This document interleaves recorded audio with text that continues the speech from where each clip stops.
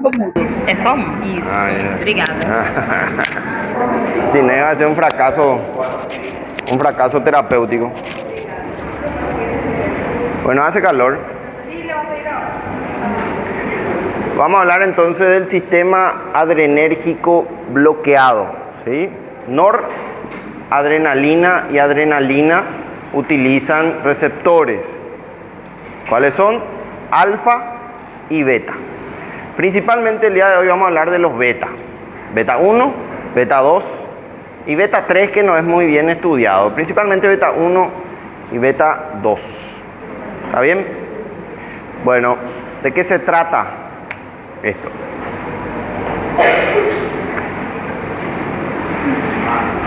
Bueno, son fármacos que antagonizan competitivamente justamente lo que acaba de decir, las catecolaminas, adrenalina y noradrenalina, ¿verdad? Sabemos que estas hormonas, adrenalina y noradrenalina, son generalmente respuestas hipertensoras, vasoconstrictoras, ¿verdad? Son cardiotónicas, ¿verdad? Aumentan la fuerza de contracción y aumentan la frecuencia cardíaca, principalmente a nivel cardíaco. Y a nivel periférico provocan vasoespasmo. Todo ello que va a producir en el sistema hipertensión, ¿verdad? Hipertensión, aumento del trabajo cardíaco, son hormonas del estrés, ¿sí? Cuando uno se estresa, no es cuando ustedes están estresados porque van a rendir farmacología al final, ¿verdad? Sino por alguna situación crítica, ¿verdad? Algún golpe, algún trauma, alguna situación de urgencia, se activa este sistema, pero también se activa en situaciones de shock, de colapso, de hipotensión, ¿verdad? Generalmente el receptor estimulador de noradrenalina se encuentra en el seno carotídeo, ¿verdad? En el seno carotídeo. Bueno, estos receptores, acuérdense cuando vimos las primeras clases, habían agonistas parciales, agonistas totales y antagonistas. Esto vamos a hablar hoy de ejemplos de antagonistas, ¿verdad?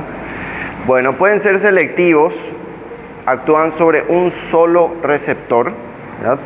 Por ejemplo, solamente actúan sobre el beta 1, o pueden ser no selectivos, beta 1 y beta 2. Recuerden que estamos hablando de beta bloqueantes. Olvídense de los alfa, ¿verdad? Solamente hoy vamos a hablar de beta bloqueantes. Bueno, importante recordar que hacen a nivel de vasos, de órganos, de estructuras que constituyen el organismo. Y hablemos primeramente del corazón, que me parece la estructura más importantemente afectada. Fíjense que el número de cruces significa el número de mayor estimulación. Si tiene más cruces, más estimulación. Entonces, ¿qué hacen a nivel del sistema? Acá dice distribución y efecto de estimulación de receptores beta adrenérgicos. ¿Dónde se distribuyen y qué efectos van a hacer? Bueno, esto es en condiciones normales. Si tenemos circulando en el sistema adrenalina y noradrenalina, ¿qué va a hacer a nivel cardíaco? Tiene muchos receptores beta 1, ¿verdad? Tiene 3 cruces receptor beta 1 y una cruz receptor beta 2, ¿verdad? A nivel cardíaco aumenta el inotropismo, que es mayor fuerza de contracción, mayor poder de contracción, y aumenta la frecuencia cardíaca. O sea, estos fármacos a tu casco, importante el casco, ¿verdad? Estos fármacos van a aumentar la fuerza de contracción cardíaca y aumento de la frecuencia cardíaca. ¿Cómo llamamos a eso? Inotropismo y cronotropismo positivo. Ahora, ¿qué pasa si utilizamos beta bloqueantes? Vamos a obtener un Takahiro, ¿verdad? Aquel creo que falta aprender. Bueno, si usamos beta bloqueantes vamos a tener un efecto negativo, ¿verdad? Crono e inotropismo negativo, ¿verdad? Vamos a bajar la frecuencia y vamos a bajar la contractibilidad, y por lo tanto vamos a bajar la presión arterial central, la presión arterial media, y vamos a bajar el consumo de oxígeno, Ustedes tienen que imaginarse que el corazón es como un vehículo automotor.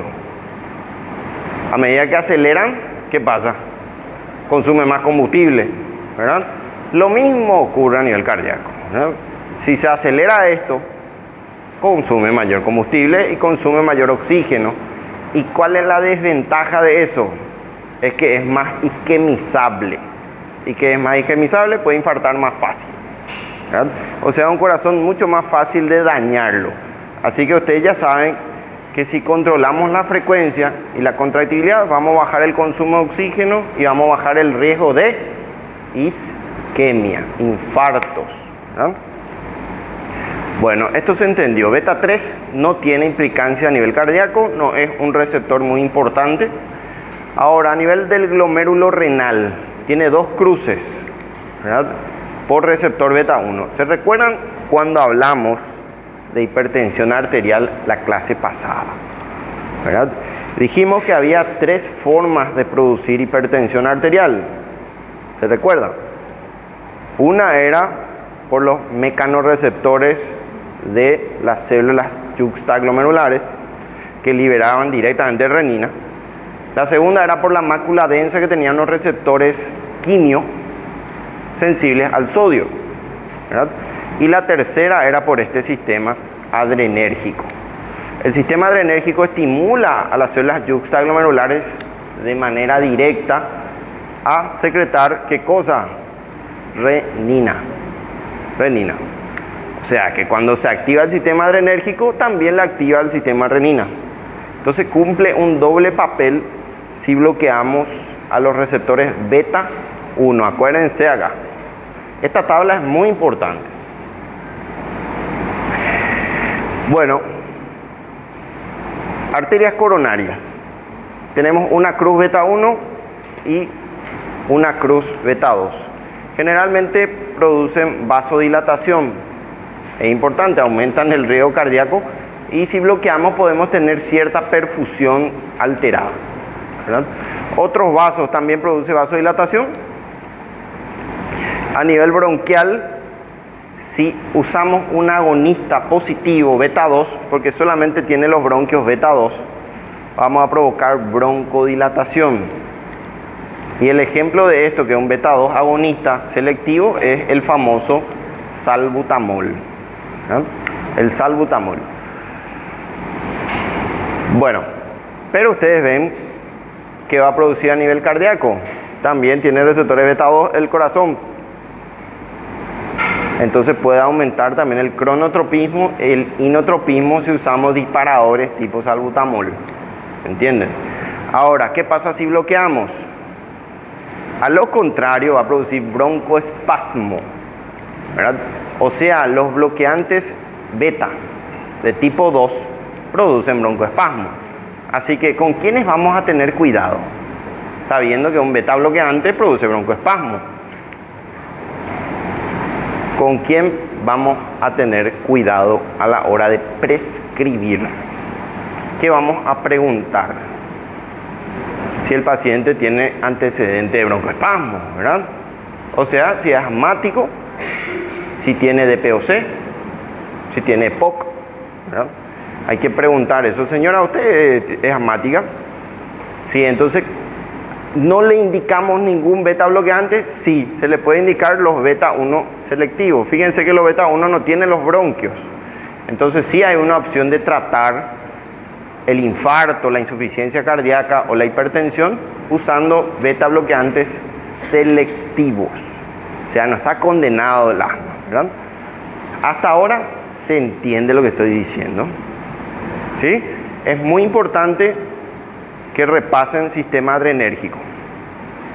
Estos son los puntos principales nada más que necesito que ustedes sepan, ¿verdad? Es un poco controversial porque uno produce broncoespasmo y el otro produce broncodilatación, ¿verdad? Así que en este caso es todo el sistema normal, sin injerencia de los beta bloqueantes. Bueno, en el músculo esquelético, el sistema adrenérgico es un sistema de estrés, acuérdense de eso, por lo tanto aumenta la glucólisis muscular, ¿verdad? el aumento de glucosa periférica a nivel de consumo muscular, porque probablemente haya una emergencia y los músculos necesiten energía, ¿verdad? Y también aumenta la contractibilidad muscular. Tiene receptores beta 1 y receptores beta 2. Bueno, a nivel del útero también es muy importante. Solamente el útero tiene receptores beta 2 adrenérgicos. Por lo tanto, si usamos un salbutamol, porque es beta agonista, va a producir relajación uterina. ¿Y para qué sería útil un beta 2 agonista en una gestación, por ejemplo?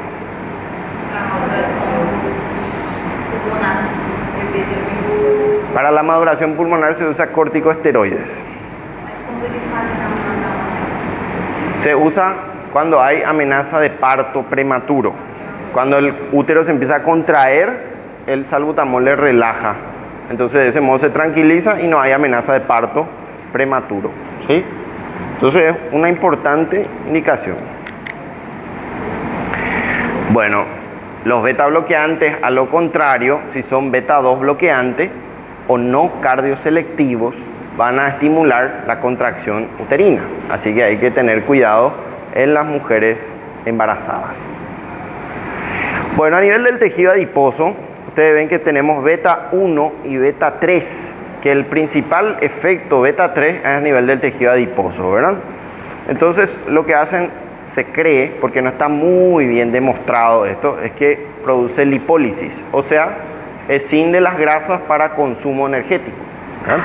Produce degradación de las grasas, ¿verdad? Depositadas, ¿verdad? Y también tenemos un efecto plaquetario demostrado en algunos beta bloqueantes, que se recuerdan cuál era el antihipertensivo tipo IECA o ARA2, que era antiplaquetario intrínseco. Hace rato, ¿cómo era? Takahiro, ¿verdad? Takahiro preguntó qué podríamos utilizar como preguntas para el examen. Una muy buena pregunta, me parece. ¿Cuál de los siguientes antihipertensivos tiene un efecto antiplaquetario intrínseco? ¿Qué significa intrínseco? Propio, de por sí. Produce efecto antiagregante. ¿Se recuerdan cuál es la respuesta? Porque la respuesta no está en el libro, está en la clase. ¿Alguien sabe? Se olvidaron todo ya, ¿verdad? ¿Qué ustedes dicen ahí? Primera fila. ¿No se acuerdan? Muy bien. El losartán, que es un ARA. Muy bien, es un ARA, es un antagonista de los receptores de angiotensina 2. Entonces hay que ir practicando ya esto, ¿verdad? Hay que ir practicando, hay que ir entrenando el cerebro, ¿no? Lo mismo, ¿cuál de los receptores beta tienen mayor implicancia sobre el sistema adiposo? O sea, sobre el tejido adiposo. Beta 1, beta 2 o beta 3. Beta 3. Beta 3. Por más que el beta 1 también esté implicado, el mejor, el más especializado es el beta 3. Es su único papel en este organismo, ¿verdad? Entonces, ese tipo de preguntas son las que van para el examen parcial. Lo más probable es que esto no vaya para el examen parcial, esto vaya para nuestro examen tipo taller, ¿verdad? Un taller grupal, ¿verdad? Después vamos a discutir por qué esa es la respuesta. Sería más bien una discusión de preguntas y casos particulares de farmacología. De igual manera tienen que saber, eso no le quita el peso a que no tienen que prepararse para ese examen, ¿verdad? Bueno, acá nos ponen algunos ejemplos difusos, ¿verdad? Inespecíficos, como el propanolol, que fue el primer beta bloqueante descubierto. O sea, podemos decir que el propanolol es el más antiguo de todos los beta bloqueantes, ¿verdad? Es un fármaco prototipo, lo dice, un fármaco ejemplo, ¿verdad? Antagonista no selectivo. Entonces, el cerebro tiene que aprender que no selectivo significa que tiene bloqueo beta 1 y bloqueo beta 2. ¿Entienden? ¿Qué va a producir a nivel cardíaco? Un beta bloqueante.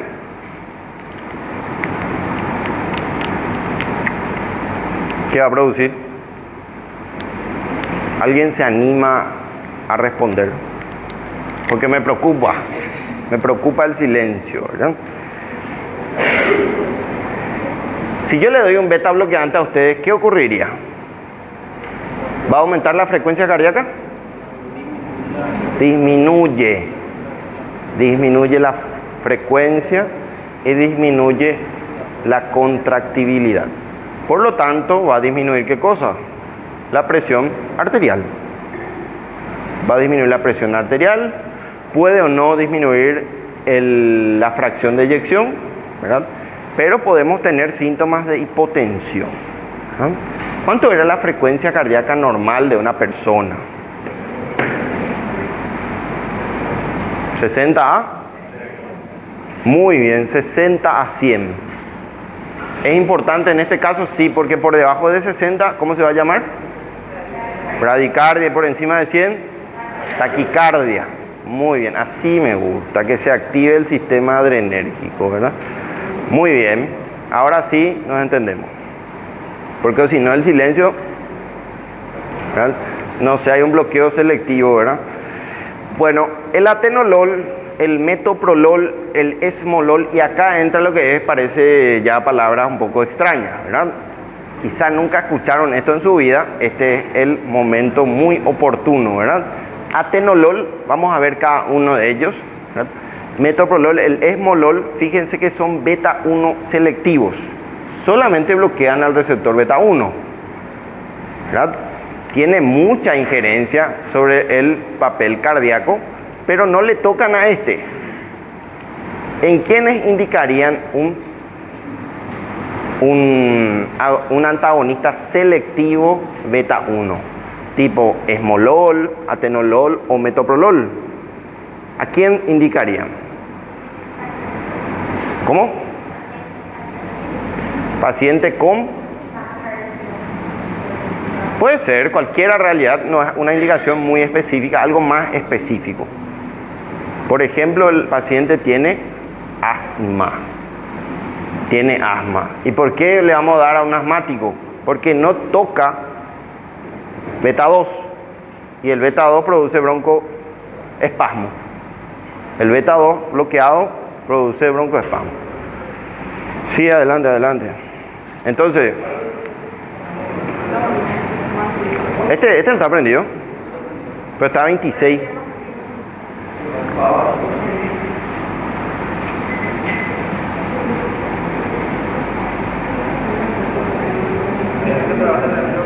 No, ya está bien. Pero ahí dice 26 todavía, ¿verdad? O esa es la temperatura ambiente. ¿Será? Bueno, vamos a confiar. Esa es la temperatura ambiente, hermano, ¿verdad? Ya. Con razón que estamos sudando.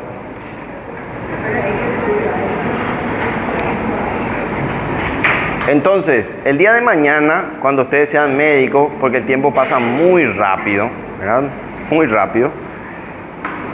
Viene un paciente y ustedes le van a decir, usted tiene antecedente de asma, fumador o es EPOC, van a elegir un beta 1 selectivo.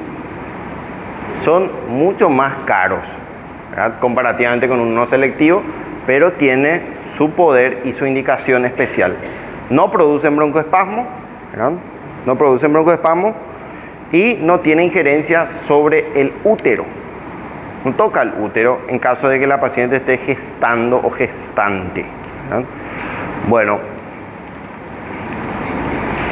Bueno, hay fármacos que pueden actuar como agonistas parciales. ¿Se recuerdan del agonismo parcial? Se puede acoplar, ¿verdad? Se puede acoplar, tiene afinidad, pero no tiene mucha eficacia, ¿verdad? Y acá tenemos a dos, el acebutolol y el pindolol. Solamente hay dos agonistas parciales. Y entonces, ¿para qué queremos un fármaco que tiene buena conexión con el receptor, pero no tiene muy buen efecto terapéutico? ¿Para qué querríamos utilizar? Hay personas que el corazón tiene muy destruido, muy dilatado, con baja fracción de eyección, entonces ya no tiene fuerza, pero tiene una indicación de beta bloqueante, y si usamos un agonista puro va a bajar mucho la función cardíaca. Entonces en esos casos funciona un agonista parcial. ¿Entienden? Entonces los que tienen, en términos médicos, reserva cardíaca baja o fracción de eyección baja. ¿Se recuerdan más o menos la fracción de eyección normal del ventrículo izquierdo? Generalmente es más de 65%, ¿verdad? Si el paciente tiene más de 65%, tiene una fracción de eyección conservada. Tuvimos pacientes con 15% de fracción de eyección. Prácticamente no funciona su corazón. Entonces, en esos pacientes le vendrían muy bien estos agonistas parciales. Se dan cuenta que el grupo tiene indicaciones muy puntuales que hay que aprenderlas, ¿verdad? Recuerden que estas clases no van a volver a dar hasta el 5º año, ¿verdad? Bueno, otros pueden estabilizar la membrana. ¿Y qué son estabilizadores de membrana? Son los que tienen el poder de bloquear los canales de sodio y actúan generalmente simulando un anestésico local que vamos a ver más adelante, ¿verdad? Eso ayuda a convertirlo en un antiarrítmico secundario, ¿verdad? O sea, como dice ahí, ¿cuáles son los mejores beta bloqueantes y antiarrítmicos principales? Tenemos al propanolol, el fármaco primitivo primario, el acebutolol, que es también agonista parcial, y el carvedilol, ¿verdad? Estos tienen una propiedad de estabilizar la membrana. ¿La membrana qué? La membrana de los miocardiocitos, ¿verdad? Bueno, acá tenemos lo que estábamos diciendo. Beta 1 y beta 2 activados, tenemos los efectos celulares, y acá tenemos los antagonistas. Por ejemplo, el propanolol, acá viene la adrenalina, ¿verdad? Tratando de ocupar su receptor, pero va a venir el beta bloqueante y le va a desplazar. Recuerden que siempre ganan los antagonistas, siempre gana la batalla los antagonistas. Sin embargo, un agonista parcial se puede acoplar al receptor o enganchar, ¿verdad? O adherirse, pero los efectos celulares no son iguales a un agonista total. O sea, va a tener muy poco efecto farmacológico a nivel celular intrínseco, ¿verdad? Bueno, algunas dosis, ¿verdad? Algunas dosis, por ejemplo, el propanolol, que es un fármaco muy económico, muy accesible, muy barato, ¿verdad? Podemos dar 20 miligramos como dosis inicial cada 8 horas y máximo 80 miligramos cada 8 horas. O sea, más o menos 240 miligramos día es su dosis máxima, ¿verdad? Recuerden que nuestro papel principal acá es tratar la hipertensión arterial, ¿verdad? Vamos a hablar de los mejores antihipertensivos y de los que tienen un bajo potencial de control de la presión arterial. Bueno, el metoprolol es un beta 1 selectivo, muy bueno, pero económico no lo es, ¿verdad? Es mucho más caro que el propanolol, 3 veces más caro, ¿verdad? Tiene 25 miligramos vía oral y podemos ascender a dosis máxima hasta 100 miligramos cada 12 horas. O sea, nuestra dosis máxima sería 200 miligramos de beta 1 selectivo metoprolol, ¿verdad? Bueno, el atenolol inicia dosis baja, 25 miligramos cada 24 horas hasta 100 miligramos por día, ¿verdad?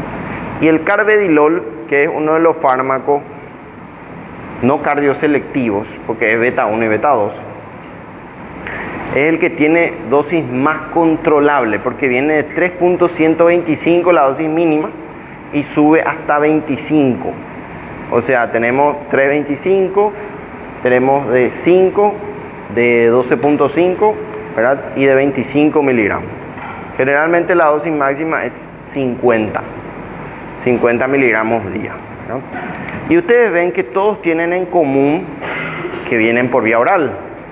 Hasta ahora no vimos ninguno que sea por vía parenteral como un IECA. ¿Cuál era el IECA que venía por vía parenteral?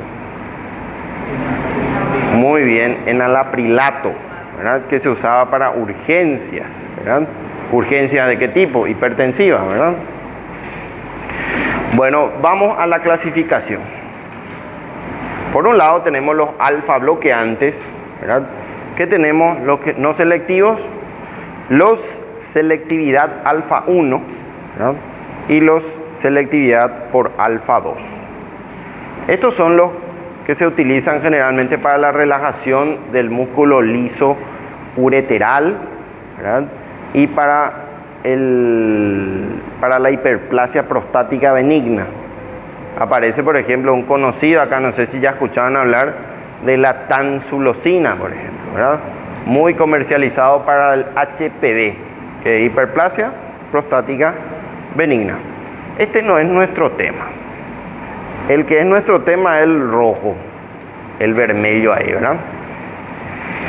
Beta tiene 4 clasificaciones y acá sí es importante que se aprendan.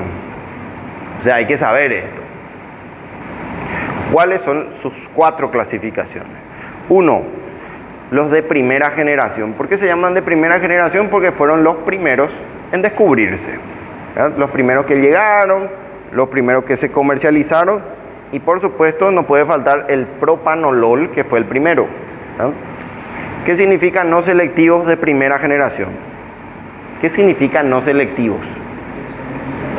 Que bloquean tanto beta 1 como beta 2, ¿verdad? O sea, bloquean los dos. ¿Esto estaría bien indicado en un asmático, por ejemplo? No, muy bien, no está indicado, no es recomendable. ¿Quiénes son? Nadolol, ¿verdad? Pembutolol, pindolol, propanolol y timolol, ¿verdad? Timolol. Bueno, el más utilizado, el más comercializado de este grupo es el propanolol y el timolol en gotas oftálmicas viene, ¿verdad? Y vamos a ver para qué viene un beta bloqueante para el ojo, ¿verdad? Bueno, entonces el más famoso acá, propa. No es propano, es propanolol, ¿verdad? Ahora pasamos a lo de segunda generación, mejoraron el fármaco, se llaman de selectividad beta 1 o cardioselectivos. ¿Por qué se llaman cardioselectivos? Porque tienen mayor injerencia sobre el tejido cardíaco y no sobre otros sistemas como vías aéreas, útero, etc., ¿verdad? Aparece acebutolol. ¿Se recuerdan que el acebutolol era un agonista parcial? O sea, estaría indicado en qué tipo de pacientes? Que tienen el corazón destrozado, ¿verdad? Que está con una dilatación, con una insuficiencia cardíaca grave, con baja fracción de eyección, con bajo gasto cardíaco. O sea, literalmente es un corazón muy dañado. Entonces ahí podríamos indicar un beta 1 cardioselectivo agonista parcial. Entonces ahí ya suena un poco más complejo la situación, ¿verdad? Bueno, aparece uno de los más utilizados en plaza, que es atenolol, ¿verdad? Es beta 1, ¿verdad? Bisoprolol, ¿verdad? También es un poco más costoso. El esmolol y el metoprolol. ¿Qué podríamos preguntar de esto? ¿Verdad? ¿Cuáles son los fármacos cardioselectivos? Cite por lo menos 3. Entonces ahí ustedes van a poner metoprolol, bisoprolol, atenolol, que son los más frecuentemente utilizados, ¿verdad? El esmolol y el acebutolol no están muy disponibles comercialmente, así que va a ser un poco difícil de encontrarlos, ¿verdad? Bueno, pasamos a los de tercera generación no cardioselectivos. ¿Qué quiere decir esto? Que bloquean beta 1 y beta 2 al mismo tiempo. ¿Por qué se llaman de tercera generación? ¿Por qué no le meten nomás en el grupo de primera generación si son beta 1 también? Porque tienen efectos adherentes o adhesivos que no tienen los de primera generación. Por ejemplo, tienen efectos antioxidantes, vasodilatadores extra, tienen antiagregantes, o sea, tienen muchos condimentos beneficiosos para el paciente que no tienen los de primera generación. O sea, ¿qué me conviene hoy? ¿Indicar uno de tercera o uno de primera? Generalmente uno de tercera. El coste se dispara, pero es lo mejor para el paciente, ¿verdad? Entonces ustedes siempre van a elegir lo mejor, ¿verdad? ¿Cómo van a justificar que es lo mejor? Enseguida vamos a ver cómo justificamos, por qué son tan buenos, ¿verdad? Ahora, los de selectividad beta 1, cardioselectivos de tercera generación. Atiendan bien porque no hay cuarta. Eso les digo para el examen, porque a veces cuarta generación no existe, ¿verdad? Bueno, aparece el celiprolol, el betaxolol y el nebivolol. De los tres, el más utilizado es el nebivolol. Ese sí ya sube bastante el precio. Estamos hablando de 250.000, 300.000 guaraníes la caja por 30 para un mes, ¿verdad? Bueno, ¿y por qué son tan buenos? Porque tienen otros efectos que no tienen los beta 1, al igual que los de tercera generación no cardioselectivos, ¿verdad? Incluso ya tiene un efecto regulador de glucosa, ¿verdad? Ya reduce la resistencia a la insulina, que es algo único, ¿verdad? Entonces, esas ventajas solamente aparecen en los de tercera generación. Entonces, básicamente tenemos dos grupos, cardioselectivos y no cardioselectivos, de primera y de tercera generación, ¿verdad? Bueno, ya hablamos de esto, ¿verdad? Tenemos los beta bloqueantes sin selectividad. ¿Qué significa sin selectividad? Generalmente son los que bloquean beta 1 y beta 2, que llamamos de primera generación. De segunda generación ya son beta 1 selectivos, solamente bloquean las propiedades principalmente cardíacas, ¿verdad? Luego tenemos sin selectividad beta 2 o no cardioselectivos. Me parece más fácil aprenderme no cardioselectivos, ¿verdad? Pero el pero es muy importante, con acciones adicionales para el aparato cardiovascular. Por ejemplo, tiene mayor vasodilatación, que dijimos, eso es algo muy importante, que llamamos de tercera generación no cardioselectivo, ¿verdad? ¿Qué tiene a diferencia de lo de primera? Mayor vasodilatación, mayor control de la presión arterial.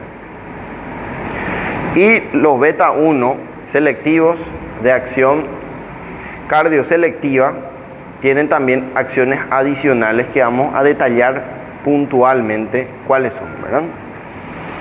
Bueno, hablamos de los efectos. ¿Qué efectos producen los beta bloqueantes a nivel cardíaco?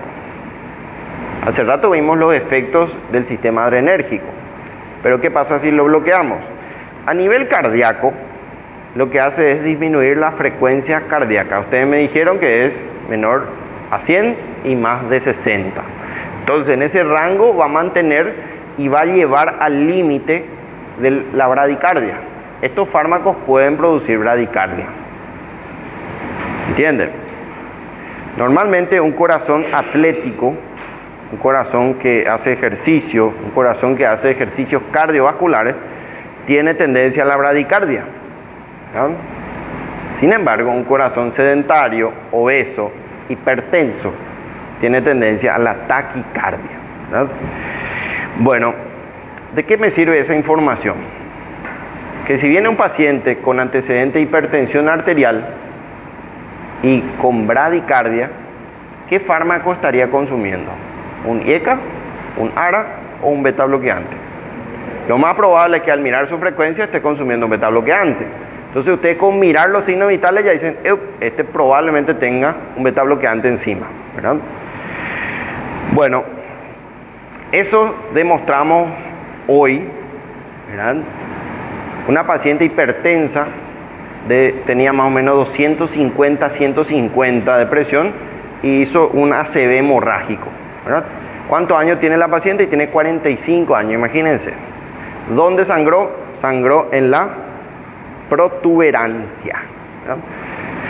Neuroanatomía. Protuberancia es una de las áreas críticas porque se encuentran los centros de control principal de pares craneales. O sea, un área terrible, el peor lugar para sangrar, ¿no? Entonces, le iniciamos goteo de un beta bloqueante acá y la frecuencia empezó a bajar. Cuando miramos estaba 60, 62 de frecuencia y ya estaba bañada con beta bloqueante por la presión alta, ¿no? Entonces, esto es totalmente demostrable con ese ejemplo, ¿no? Aparte, disminuye el inotropismo, ¿no? Principalmente cuando hay estímulo adrenérgico. Entonces, ¿qué vamos a ganar bajando la frecuencia y bajando la fuerza de contracción? ¿Cuál va a ser el beneficio? Disminución de la presión arterial, control de la presión arterial, sacarle de ese rango peligroso de explosión. ¿De explosión de qué? De vasos sanguíneos, porque esto explotó un vaso sanguíneo en el cerebro. Puede romperse una placa en el corazón y producir un infarto, puede desprenderse un émbolo y viajar a los miembros, ¿verdad? Y también reduce el consumo de oxígeno. Esa es una de las principales ventajas, ¿verdad? Bueno, también dice que disminuye la conducción aurículo-ventricular. ¿Y qué conseguimos con la disminución del conducto aurículo-ventricular o del nódulo aurículo-ventricular?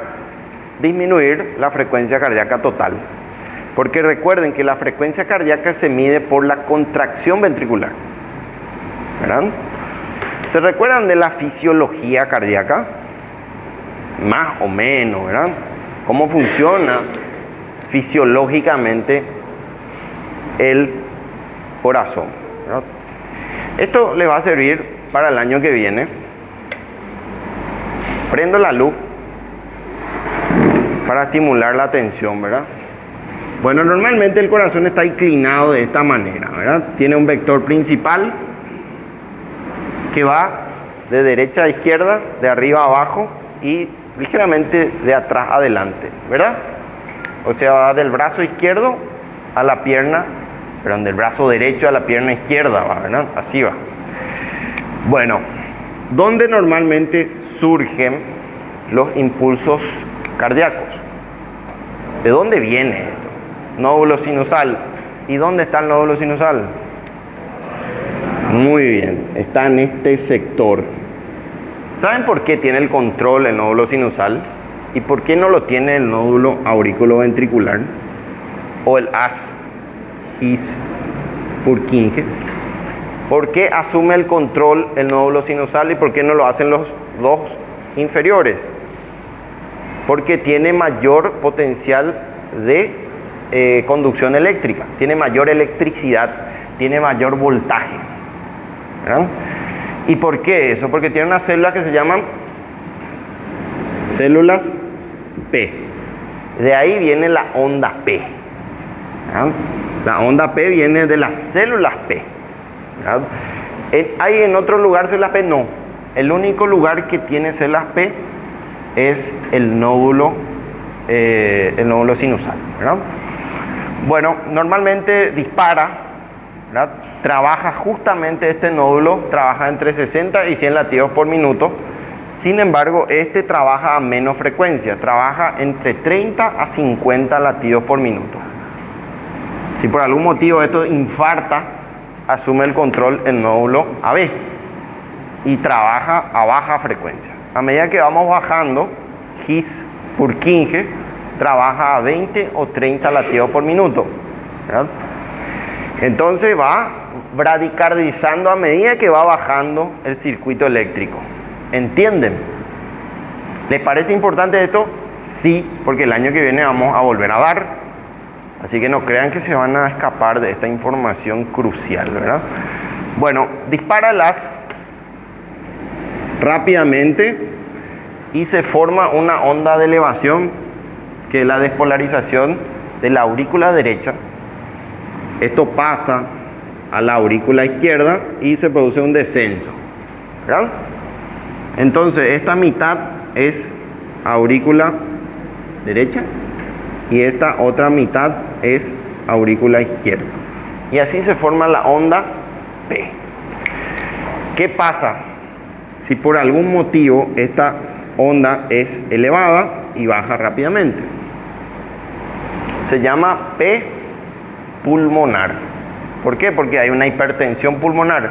¿Y cómo sabemos eso? Porque le toca al lado de la aurícula derecha, que corresponde al lado de circulación menor o pulmonar, ¿verdad? Sin embargo, si esto se empasta y se vuelve más ancho, se llama P mitral. ¿Y por qué eso? Porque le toca a la aurícula izquierda y sabemos que es por generalmente hipertensión auricular izquierda o estenosis mitral. Entonces de ahí surge estas imágenes. A lo que voy es que el papel principal de este nódulo, que se llama AB, es ¿cuál?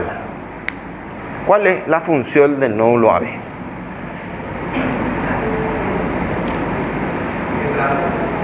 Retraso, muy bien. ¿Quién dijo el retraso? Muy bien. La función del nódulo AB es retrasar la conducción eléctrica que se disparó a una velocidad impresionante. Entonces, no se puede contraer al mismo tiempo, porque primero se contrae la aurícula, esto descarga el ventrículo. Una vez que se produce la diástole, ahí recién se puede contraer. Entonces, lo que hace es retardar la conducción eléctrica para poder hacer una correcta eyección cardíaca. Entonces, el papel del nódulo AB es fundamental para el correcto funcionamiento del sistema eléctrico cardíaco y muscular. ¿Entienden? ¿Todos sabían eso? Bueno, algunos dicen sí, ¿verdad? Pero me parece muy importante eso, porque a partir de ahí vienen enfermedades, bloqueos auriculoventriculares o superexcitaciones, que son fenómenos de preexcitación. Hay veces que la corriente eléctrica pasa muy rápido o se estanca mucho tiempo en el nódulo AB. Y ahí viene lo que llamamos bloqueos o preexcitación. Eso es electrocardiograma, ¿verdad? Pero ya que está tocando acá el tema, es importante que sepamos de qué se trata. Entonces, ¿qué va a hacer los beta bloqueantes? Dice, va a disminuir la conducción auriculoventricular. Entonces va a enlentecer esto. Va a enlentecer. Si, por ejemplo, la frecuencia cardíaca está alta, es porque está pasando rápido, entonces él va a disminuir eso. También hay que tener cuidado que si está muy disminuido, por ejemplo, hay un bloqueo acá, hay un problema, no podemos dar beta bloqueante, porque va a bloquear más de lo normal. ¿Entienden? Entonces tiene indicaciones y contraindicaciones en el nódulo AB.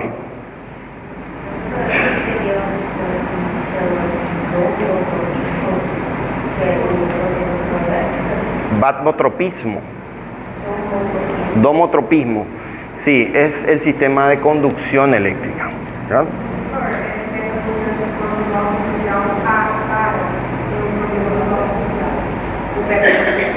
Cuando el nódulo sinusal para, ¿qué pasa?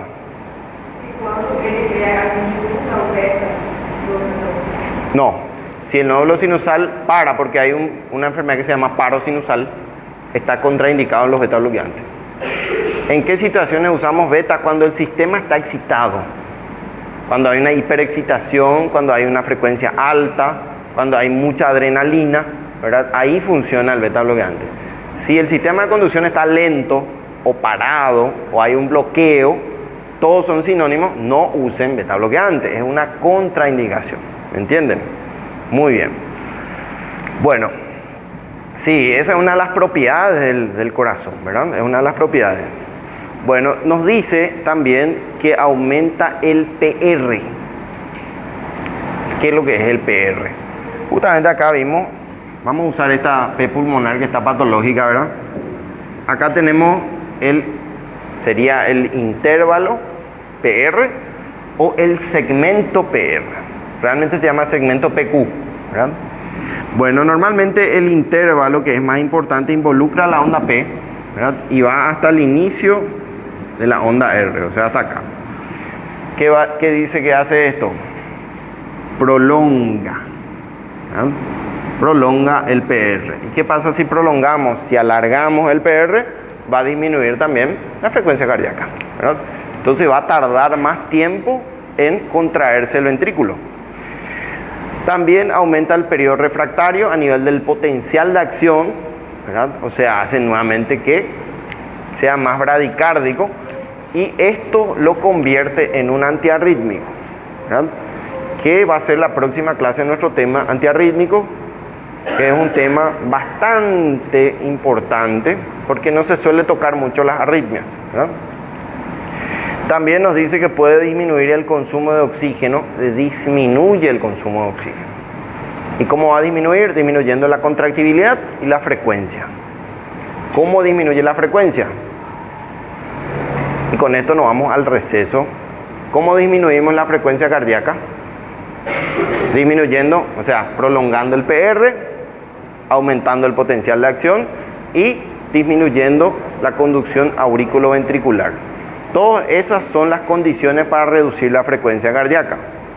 Al reducir todo eso, se convierte en un antiarrítmico. Antiarrítmico. Al ser un antiarrítmico, también baja las propiedades cardíacas y se convierte en un antihipertensivo y en un antianginoso. ¿Por qué anginoso? Porque disminuye el consumo de oxígeno.